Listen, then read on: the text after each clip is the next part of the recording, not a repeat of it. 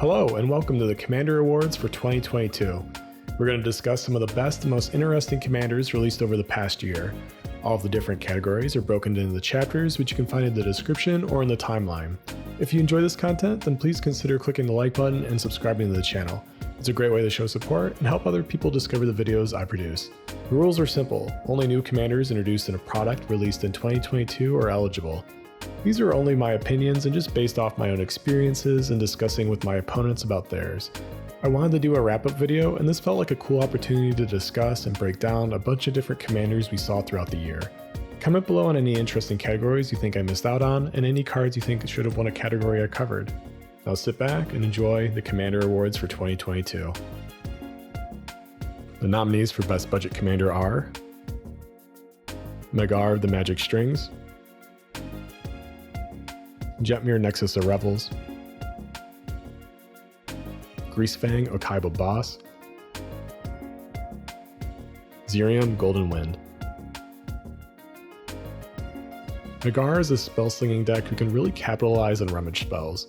Rakdos has access to many of these spells and other instant and sorceries that can put cards directly into the graveyard. There are many instant and sorcery cards in general that work well in this deck that are under a quarter if not under $1. You could probably find some random bulk cards in your packs or pre-release kits that would work with this commander. Of course, there are standout cards like Jessica's Well or Entomb, for example, but there are quite a few budget options to choose from. I don't think he's very new player friendly, but for an enfranchised player who has a ton of bulk cards just laying around, you could probably build a pretty effective list without having to really invest much into the deck. I put Jetmir in here because he's very flexible in terms of creatures you can add to the list. Token decks can quickly add up in cost if you include powerful cards like Doubling Season, Parallel Lives, and Anointed Procession. However, Jetmir isn't entirely restricted to being a token deck. Sure, his abilities are easier when enabled with tokens, but we can jam out whatever creatures we want and it still works. I really think just having a solid ramp and draw package alongside random bulk creatures would make for a compelling and fun Jetmir list. Since his effects are passive, this also makes him a very new player friendly commander. As long as the player understands what the keywords do, he's pretty easy to run. Vehicles in general are a pretty cheap archetype to get into to start with, making Greasefang a very flexible budget list. He's really straightforward to play and honestly pretty fun to play. There were a ton of cool vehicles introduced this year in multiple sets, most recently in the 40k Precons, to really widen the range of vehicles for this list.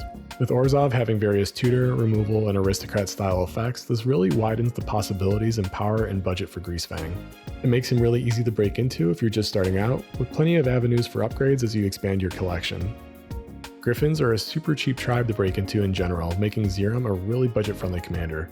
They're pretty obscure and overall not a very good tribe, which in general just makes them very budget-friendly. Zirium is part of the Diada Precon, so if you pick that up, you have a really nice Precon on top of a cool commander for a niche tribe. He's very effective as there's almost always safe attacks somewhere when your whole tribe has flying. This means there's always new Griffins being generated as long as Zirium sticks around. With Mono White getting more and more support for its drawbacks, their decks have become more consistent and viable. Though all these commanders are great options for a budget list, I think MtG is probably the best budget commander of 2022. MtG branches into mostly new territory, focusing on instant and sorceries in the graveyard, and can better utilize cards that are mostly just ignored in Commander. Since his ability always costs the same regardless of what we target, we can include a bunch of inefficient spells that are more budget friendly while still getting about the same value. Many rummage spells we can use for card advantage and defeat his ability are also budget friendly. With so many cheap cards to pick from, I think it really opens up a nice avenue in deck building for power level, budget restrictions, or in general just creative deck building. The Best Precon award goes to Legends Legacy, The Ruinous Powers, Mind Flayers, Privateer Rampage. The Legends Legacy is one of the two Precons released alongside Dominaria United and features Diada Binder of Wills as the primary commander. This Precon focuses on legendary type cards. Legend decks tend to be pretty flexible and powerful. Legend cards by design tend to be a little bit more powerful than normal cards of the same converted mana cost. As a balanced mechanic, you're only allowed to have one of them on the field, but that's a deck building rule in Commander anyway. The best part about Diada is that she's really easy to upgrade as many of the high synergy legend cards are already in the list like Urza's Ruinous Blast and Primeval's Glorious Rebirth. From there you can basically add any extra commanders or legendary cards that fit her colors. On the flip side, if you ever decide to tear her apart, then you have plenty of new commanders you can build around for various power levels. The Ruinous Powers Precon is one of the 4 Warhammer 40k decks, and by default has Abaddon the Despoiler as the commander, with Be'lakor as a backup commander. The Ruinous Powers deck sort of splits the synergy up between these two commanders, but doesn't really fully commit to either. Both commanders have incredible value engines built into them. This makes it so either commander can normally carry games themselves by default. Though, if you edit the deck to focus on their abilities a bit more, they can be truly terrifying. I think this deck is best served by splitting it up and then building 2 separate lists, or just focusing on Be'lakor. The deck has a great foundation for a demon tribal list with a good mana base and many new demon cards to fit the tribe. Mind Flayers is one of the precons from the Battle for Baldur's Gate release. It features Captain Nagathrath as its commander and is a horror tribal list. I was actually really surprised with how effective the horror tribe can be. Just enabling that tribe plays into a thief and mill sub-theme, making it a really value-centric deck to start with. It also makes the precon very flexible for upgrades, as we can add more thief, mill, or just tribal cards. All add value in various ways and even change how the deck plays a bit. It was a really fun, flexible deck that was compelling to play while playing into a few niches in Commander. Riveteer Rampage is a precon from the new Capenna set and features Henzi Toolbox Tori as the primary commander. The Blitz ability is a really cool aggressive mechanic introduced in the set that not only enables a beatdown style game plan, but an aristocrat one as well. Toolbox's ability isn't tied to a tribe or a specific archetype outside of creatures over 4 CMC. This makes the precon incredibly flexible for upgrades of all budget types and various playstyles. I think the precon is a good foundation to start with, but there's a ton of room to enable what Toolbox is truly capable of.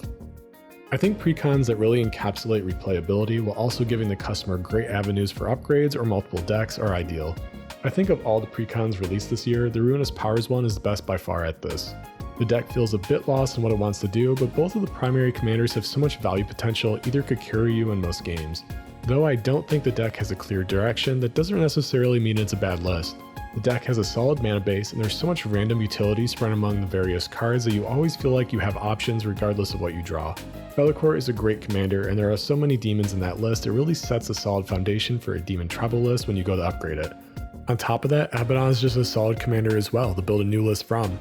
All of this makes the deck feel very versatile, reliable, and fresh when you shuffle up for the next game, while also providing you with great ways to take the deck when you decide to move on. The nominees for Best Voltron Commander are Slicer Hired Muscle, Baloth Brittle Entertainer, Wilson Refined Grizzly, and Merrill Elfheim Elite. Slicer is a hyper-aggressive Voltron commander who's easy to get out early on and can quickly build up commander damage on each of your opponents with double strike. His biggest downside is the lack of evasion, which isn't too difficult to fix. He doesn't really need to be buffed too much as our opponents are forced to swing into each other with him also. There's been plenty of commanders you can give your opponents in the past, but it feels like they finally nailed the design with Slicer. You still control any equipment or auras on him as you pass him around, making for some fun interaction with combat or damage triggers on those cards. The best part about building Baloth as a Voltron threat is he basically protects you from at least most creature threats. Simply building up his power to threaten a Voltron win will go to all of our opponent's creatures, leaving us mostly untouched and with their blockers down so we can get in for some combat damage. Force combat as a secondary theme will soften up our opponents so we can just beat them up with our buffed commander. Having the ability to choose a background makes his color identity very flexible while providing additional utility. Wilson is a fantastic Voltron commander as he's cheap to cast and has evasion, protection, and blocking potential all built in. Again, allowing us to choose a background gives us some flexibility in color identity while also additional utility in the command zone. In my video, I ended up going with Flaming Fist to also give Wilson double strike to further increase his lethality. All this makes him incredibly customizable like Baloth to fit your collection and playstyle. Trample lets us really get the damage out early on, and we can just focus on applying buffs to further increase the threat he presents. Emerald can either be a Voltron commander or a tribal commander. Elfball is known for quickly populating the board, which can quickly scale up Emerald. Though she technically can still be blocked, we shouldn't have to worry too much about her dying in combat if we buff her. We can treat the damage she deals as though she wasn't blocked, allowing us to just focus on buffing her power and completely forget about evasion. This makes her incredibly scary as there's endless ways we can buff her between equipment, auras, and other spells in mono green. The tribe works great as a great backup plan in case Voltron doesn't work out also. Voltron is one of my favorite archetypes, and it's always cool to see new ways to swing out with your commander. The winner for this category is King at doing that as he can swing on everyone's turn. Slicer is by far the best Voltron commander for 2022.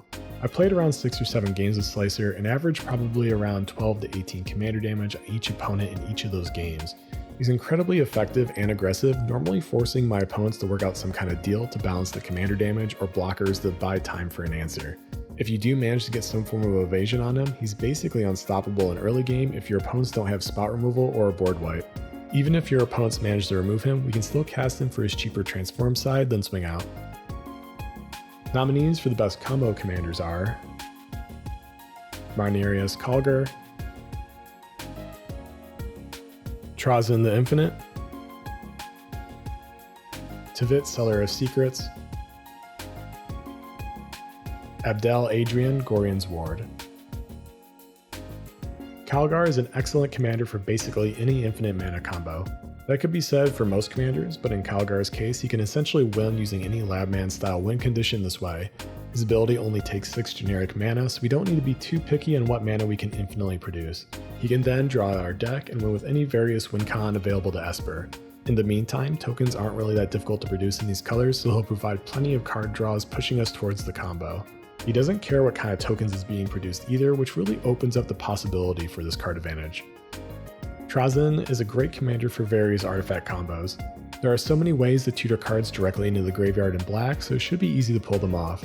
There are numerous combos we can pull off using him, so if we protect him, it should be difficult for your opponents to answer. Even if our opponents answer the combo pieces on our board or counter them, they'll just be put in our graveyard, which we can still use with our commander.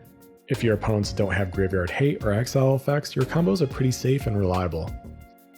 Tivit has a very powerful ETB ability that will normally make you 2 treasures and 3 clues, assuming you always choose treasures and your opponents don't want you to have any more mana, so they choose clues. Reliable ways to flicker Tivit will quickly gain you mana and card draw as you amass tokens. This card actually goes infinite right out of the gate with Deadeye Navigator to make infinite clues. With a little extra work, we can easily get infinite draws and mana this way, then draw into whatever win con we want. Abdel lets you pair white with any color and has a great flicker effect in the command zone. He's especially powerful as he can also flicker other permanents you control, which can easily turn into various ETB loops. The combo potential as commander really depends on what color you choose, but the ability to pair him with any color makes him very flexible. The award goes to Tivit as he's just really easy to go infinite with. Esper has a ton of control effects and tutors to reliably get and protect your combo pieces. You could potentially be a part of an infinite draw and mana combo himself depending on how the votes go and what cards you have on field. He has protection built in as well, making his opponents hold up even more mana for removal effects. In most games I faced against Tivit, that opponent either won or threatened to win by around like turn 4 or 5. He's a very effective and reliable combo commander even while costing 6 mana to cast.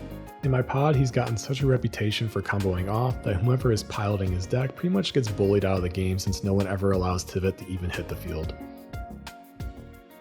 The nominees for Best Tribal Commander are Miram Sentinel Worm, Evelyn the Covetous, Baru Wormspeaker, Be'lakor the Dark Master. Miram came out in the Battle for Baldur's Gate set.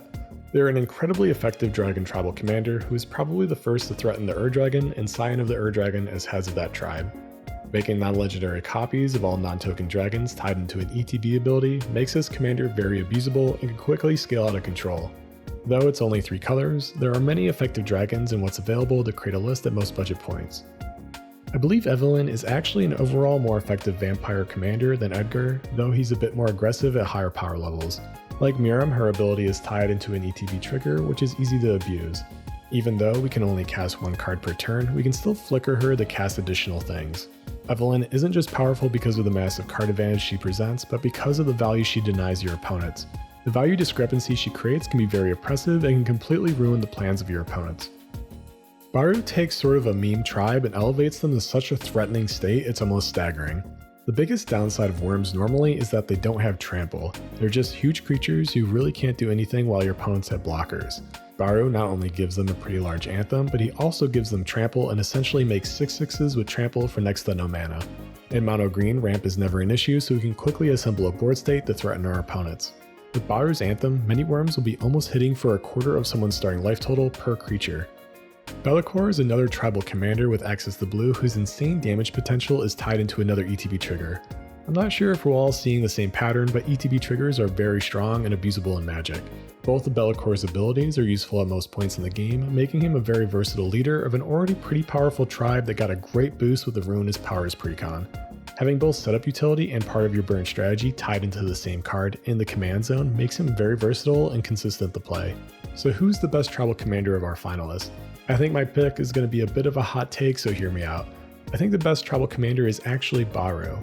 Like I said, Baru just elevates the Worm tribe to new heights. I think a great tribal commander should be one that enables those creatures to the best of their abilities, and this was honestly a really close decision for me. There is no question that the other 3 commanders all provide insane value by simply playing into that tribe. However, in my test games, Baru actually outperformed all these other commanders. I was consistently a threat at the table and was basically unstoppable without a board wipe. Even if there were single target removal spells for some of the bigger worms, Baru could just make more. Also, if Baru was ever removed, it was really easy to get him back. He's the cheapest to cast among all these commanders, and in mono green we have so much mana that removing Baru barely slows you down.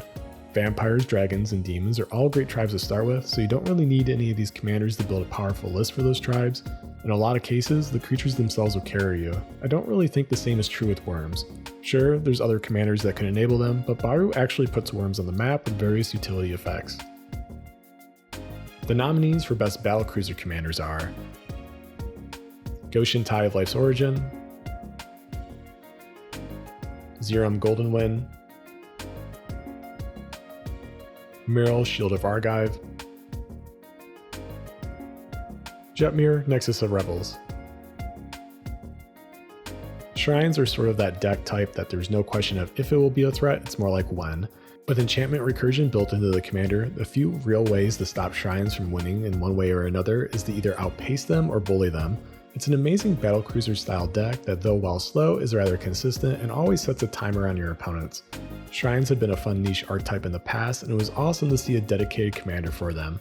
Life's Origin brings out the value by not only increasing our enchantment count, but the shrine count with the token production, while like I said, also having great recursion.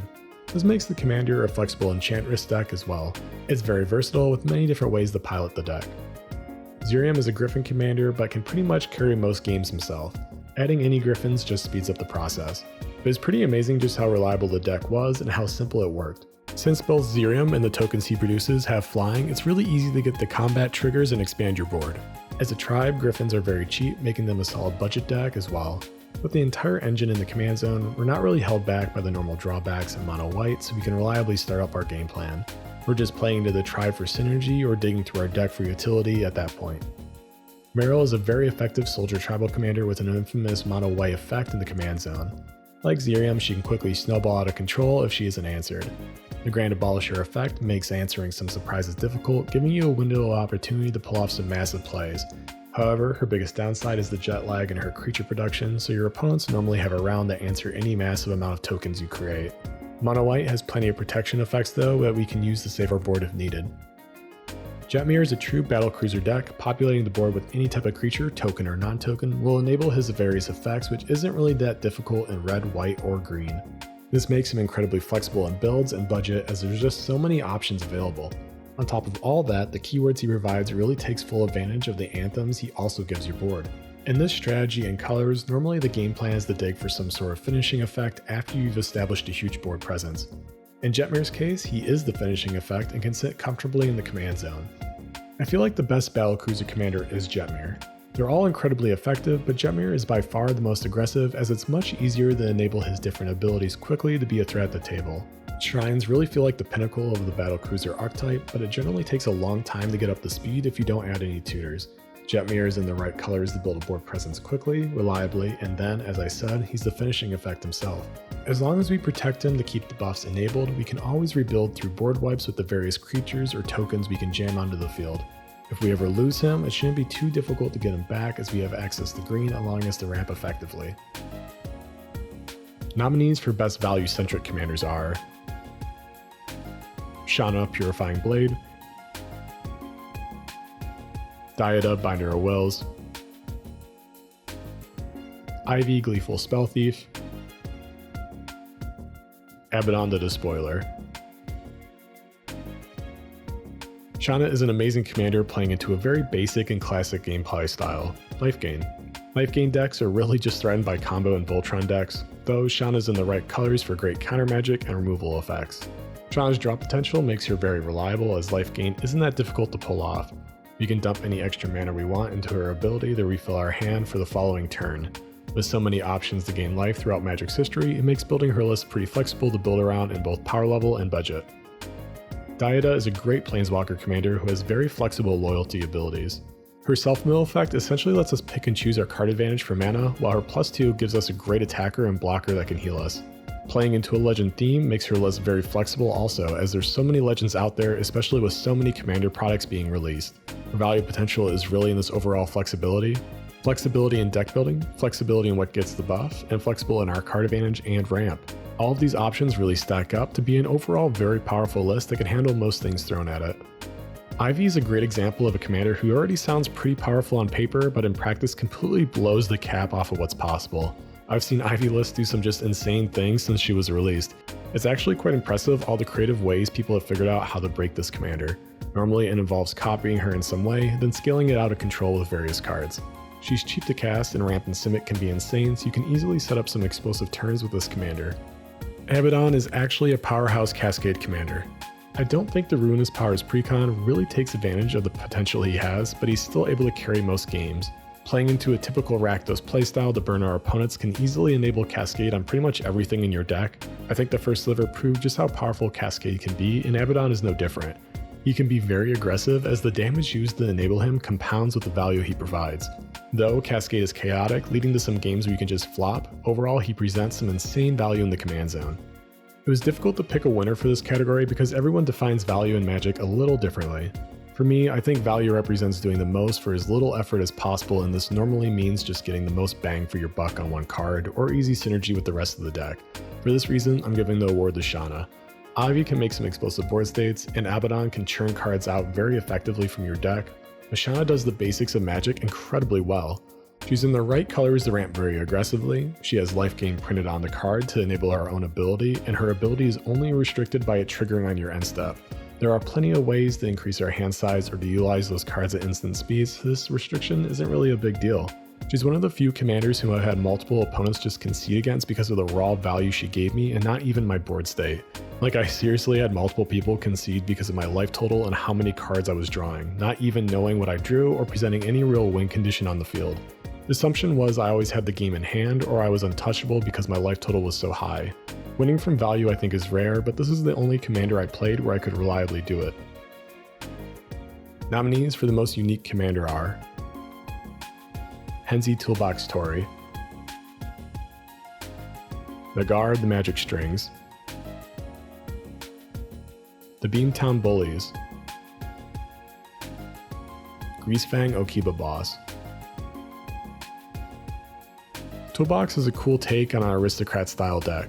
Blitz ties in card draw with a delayed sacrifice trigger that also gives the creature haste to get value in combat. Toolbox can apply this effect on any creature over 4 CMC while also providing a cost reduction. This is a lot of good value and synergy tied into one ability that we can abuse in various ways. He's a great color trio for an aristocrat style deck also, giving you plenty of ways to sacrifice things, reanimate things, and getting value from death triggers. He's honestly really fun to play and is pretty forgiving when building him from scratch, or you could just pick up the Precon. Nagar is a really cool unaffinity commander that reanimates instant and sorcery spells as creatures that copy the effects when they deal combat damage. It's really easy in Rakdos to fill our graveyard, so he'll likely always have targets for his ability. There are several interesting ways we can abuse this, like getting infinite combat steps, recurring board wipes, or playing into the storm type win conditions. He's very budget friendly as well, as we don't really care how efficient these various spells are. This way we can use Diabolic Tutor instead of Demonic Tutor to save some money while also getting the same effect. The Beamtown Bullies are one of those commanders I feel like everyone wanted to try at least once. It opened up a really unique way to eliminate your opponents from the game, though it can get a little repetitive. Basically, the deck turned into find some way to get Leveler into the graveyard, then give it to your opponents and destroy it before it exiles itself. I saw several games with the Bully essentially won on turn 5 this way, just repeating the process once per round. But overall, it was a very interesting way to take the deck and sort of a unique way to eliminate your opponents. Greasefang is a cool Vehicle Matters commander that can reanimate them in combat. Though it still bounces the vehicle on end step, there's a couple ways we can get around that and still get the value from the various triggers available to vehicles. There were a ton of new vehicles printed throughout this year too, which really opens up the options for this commander. Though vehicle lists aren't new, this is a cool twist that really plays into the color identity for this commander. There were many unique commanders throughout this year, and it was hard to narrow down the top 4 for me, but of all of them I feel like none were as unique as Magar. Reanimating spells as creatures that copy those spells was incredibly fun to play around with and opened up all sorts of interesting ways to take the deck. It's a high risk, high reward playstyle since we could lose the spells forever with his ability, making piloting the deck compelling to play also. It was honestly a fun deck that provided an interesting challenge while also branching out from playstyles I typically gravitate towards in Commander. These are my top 3-handed gems, again in no particular order. These commanders I feel like flew under the radar for one reason or another. With so many commanders being released this year, I think a lot of people missed out on some cool commanders. First up is Best Soul Nourisher. Honestly, I think Best is the most underrated commander of the whole year. She's such an incredible powerhouse as she can provide some insane buffs to your creature base. Her only real downside is getting the counters on her and providing evasion for your creatures. Both aren't that difficult to pull off in these colors. Green has a ton of creature-wide trample effects, and there are so many ways to spam 1/1s onto the field to put counters on her, or we could just use other effects to give her counters.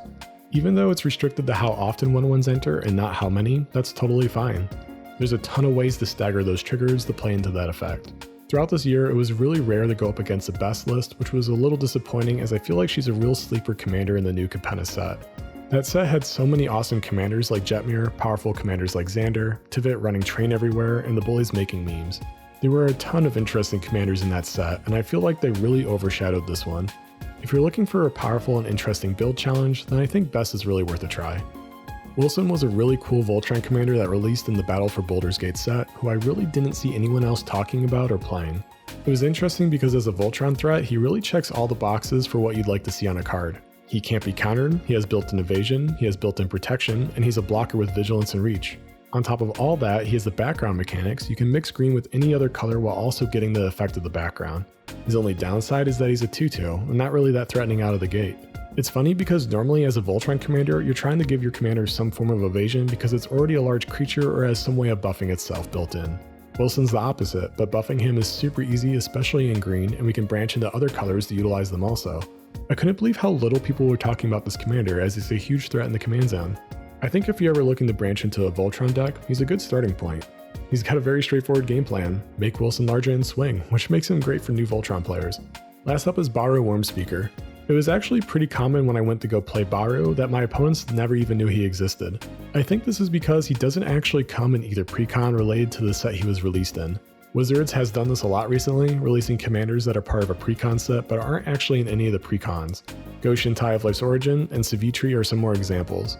I'm not sure why they do this because they're just kind of bonus commanders no one's really aware of unless you follow Magic pretty closely. Like, did you know in Dimir there's a Dragon Tribal Planeswalker that you can have as your commander? Did you know that it was released this fall? I missed it, and it's pretty cool, even though I'm not sure how many Dimir dragons there are to put in the list. There's been a few of these, and I really hope Wizards stop doing releases this way. I think it's really confusing, and it just adds even more to the bloat of products we already have. That being said, Baru is awesome. As I mentioned in the Tribal Awards, he really elevates Worms to a whole new level with his passive effect. His Chokin generation is no joke either and is pretty cheap to use. I think he mostly sailed under the radar, but he's really worth giving a shot if you're interested in trying out a new Tribal list. These are the top 5 commanders I enjoyed this year, in no particular order, just playing some favorites. First up is Balop Brittle Entertainer. I built it as a Rakdos Voltron list, which was very effective in most games. He's a little unique as a Voltron commander because buffing him as a Voltron threat will goad your opponents protecting you. Normally, Voltron is weak to go wide threats, and this really takes care of that. He was a really fun commander that put a ton of pressure on your opponents and sometimes ruined the plans of some of the players by forcing them to attack with utility creatures. I've always been a fan of goading for this reason. I think it forces the table to interact with each other in interesting ways and often opens up discussing deals with other players. Baloth is very flexible to build around, with the background command opening him up to various playstyles and replayability for the deck. Jetmir was actually really relaxing to play. He's a pretty straightforward aggressive commander who offers very flexible build style. Just adding any go wide elements will play into his strategy as he takes care of the rest. It isn't really hard in these colors at all to populate the board, and when I was building the deck, I didn't even fully commit to the token strategy. I added a few other pet cards of mine like Impervious Greatworm because I thought it would be funny to give that thing trample and double strike. This flexibility leads to a wide range of power levels, which always feels engaging to play since his buff is so reliable to pull off and play into. He's also an incredibly budget-friendly commander, as you can throw basically any random chaff creatures you've collected from random sets into his list and the deck still functions reasonably well. Token production is also a pretty common mechanic in Magic, so there shouldn't be any issues finding budget cards that fit this deck if you don't already have some sitting around. Tasha is a really interesting thief commander who provides a fun twist to the playstyle if you focus on building around her abilities. In my video, I focus on trying to cast my opponent's cards as much as possible to play into her token generation effect. There's so much support for thief effects in these colors you don't really need to focus on this, but I thought it presented a cool build challenge. I always love to see Planeswalker commanders, and having one built around such a cool character from D&D's history was a nice bonus. She was fun to play because playing into her ability was satisfying without completely triggering your opponents like thief decks tend to. I had several games where my opponents thought she was cool to play against because it wasn't that oppressive by flickering or copying Agent of Treachery type effects. This isn't meant to knock any of those decks, but it was nice to play a thief deck without getting focused because you're playing a thief deck. Magar was one of my favorite commanders to build around just because of what a unique path the strategy takes. Reanimating spells as creatures that cast them over and over again I thought was a really interesting way to play. It wasn't exactly difficult to combo with, but it was a very high risk playstyle because those reanimated spells would be exiled if they ever left. Building a list around him was very flexible for budget and power levels too. In Rakdos, there's plenty of spells we could reanimate all the way from Entomb to populate our graveyard to Lightning Bolt to burst down our opponents. I think commanders who offer such flexible paths in building are truly some of the best Wizards produces because they're generally accessible for all sorts of players while being compelling to build around. I think Magar was one of the best released this year for this, and it's really worth building around if you're looking to try a new deck. Last up is Zirium as a Griffin Tribal commander. Honestly, Griffin Tribal is just such a meme. They aren't very good, and Zirium just carries them every game. It was funny how much of a reputation he was getting in my pod as a kill-on-sight commander when they're honestly so bad. He just provides stupid value in the command zone and is honestly pretty fun to play. There's a ton of meme cards we could add to enable him too. Things like True Conviction and Magus of the Moat are some good examples of cards that provide some great synergy. Since they're all small flying creatures, it feels like death by 1,000 cuts when you swing out with them. Since each token scales our board state, you can have explosive turns also. If you're looking for a fun budget-friendly tribe, then I'd really recommend Zirium. He's pretty cool and simple to run. The nominees for the most powerful commander of 2022 are Jetmir, Nexus of Revels, Slicer, Hired Muscle, Tavit, Seller of Secrets, Shana, Purifying Blade. Jetmir offers a very aggressive playstyle as your finishing effect sits in the command zone. He doesn't need to attack or really do anything to enable your board outside of just being there. Red, white, and green are all pretty good individually at making tokens and populating the board, let alone when they're all together. It's really easy to grow a massive board state, cast Jetmir, then swing out to beat down your opponents in combat. He's very flexible to build around, but if you build a more focused list, it can be quite scary to see what he's truly capable of. I played a lot of games with Slicer and I've only won one of them. That isn't because he's a bad commander, but pretty much because after one rotation of passing him around, the game turned into a 3v1. He's such an aggressive commander that you're constantly threatening and limiting players by around turn 4 or 5, and that's if your opponents decide to spread around the commander damage. With his alternate casting cost having haste, you can reliably get him out on turn 2 or 3, then start the process. It's so early in the game that most opponents don't even have blockers up yet, which leads to putting a lot of pressure on the table. If you manage to get some sort of evasion on him, it's basically game over. The only trick is closing the 1v1 at that point. Tavit's combo potential is pretty insane since he can potentially cover both the infinite mana and card draw portions of the combo in the command zone. There's various ways we can abuse his ETB ability to achieve this goal, and at that point we can win with any number of various combos you can run in Esper. I faced Tivit a lot over this past year, and in most games where they didn't win, it was mostly because they were bullied by the rest of the table. In my pod, he's pretty much turned into a kill-on-sight commander. If Tivit manages to hit the field, it could be over right there. Shana's value potential seems pretty innocent, but really scales like crazy when Bant has access to so many cards that enable her ability. She's incredibly powerful for this reason, as simply leaning into the basics of Magic has huge rewards and potential. She can enable her own ability with lifelink to get the ball rolling, while also being cheap to cast so she can start off early. All these advantages add up, making her an incredibly powerful value-centric commander. It is very rare that I see opponents concede because of the value, as opposed to just powerful board states or some other reason. For that reason, I'm giving the award to Shana. Like I mentioned before, Shana was actually so effective at just doing the basics in Magic the Gathering that I had multiple games where all my opponents just conceded because of my life total, card draw, or both.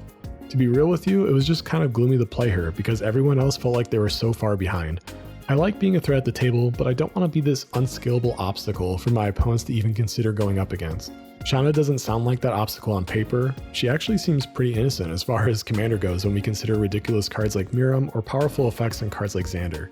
Now take into account the RAM potential Simic is known for. Take into account the life gain effects Selesnya is known for. Take into account the draw potential in just blue, let alone its allied color pairs. Take into account all the ways we can give flash, the maximum hand size, or ways to win using life available to these colors, let alone colorless.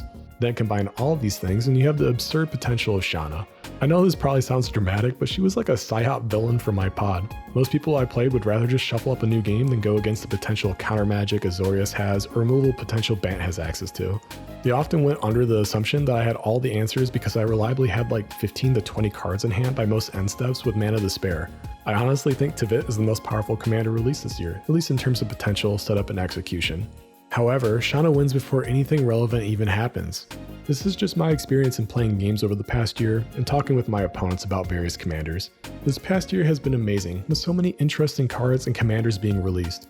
If you have any suggestions for categories to add next year, please let me know in the comments.